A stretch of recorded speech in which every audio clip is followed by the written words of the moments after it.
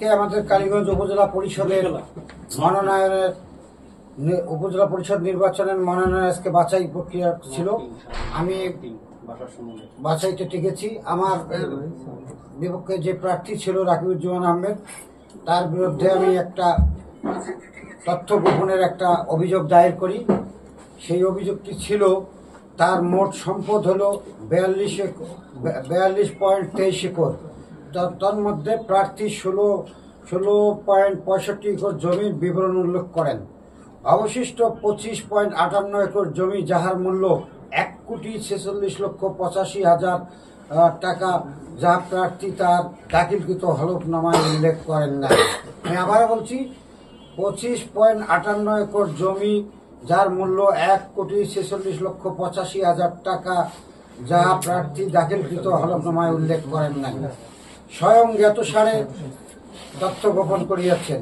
প্রার্থী স্বয়ং জ্ঞাতসারে তথ্য গোপন করিয়াছেন।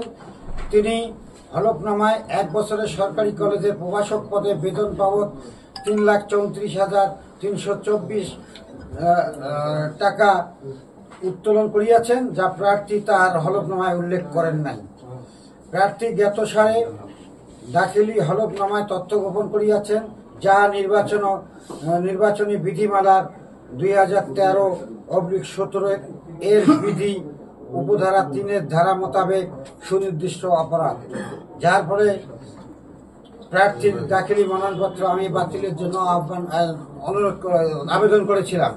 কিন্তু মাননীয় রিটার্নিং কর্মকর্তা আমার এই আবেদন তিনি আমলে না নিয়ে রাকিবুজ্জামানকে বৈধ প্রার্থী হিসাবে ঘোষণা করেন।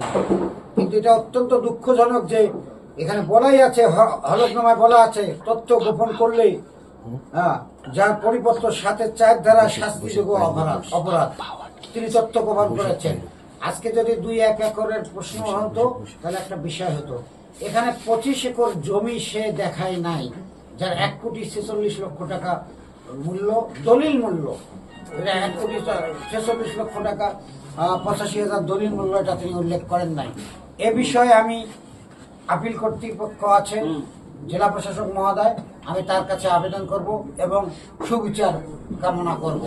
পাশাপাশি আমি আপনাদেরকে উল্লেখ করতে চাই, পাশাপাশি আমি আপিল করব এবং আমি এটা নিয়ে দুদকে যাব। এই কারণেই যাব, এখানে নির্বাচন কমিশন যেটা দাখিল করেছে সেখানে দলিল মূল্য ধরেছে, কিন্তু দুদককে তো দুদকের কাছে আমার আহ্বান থাকবে, এখানে মৌজা মূল্য কত?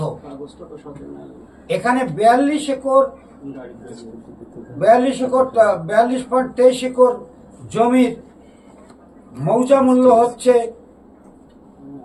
2,85,47,092 টাকা 50 পয়সা। সে দেখালো 15 লক্ষ টাকা, এখানে সে দেখালো জমির মূল্য, অর্থাৎ 2,70,47,092.50 টাকা সে এখানে দেখান না। এখানে মূল প্রকৃত মূল্য এই টাকাটা এড়াই গেছে।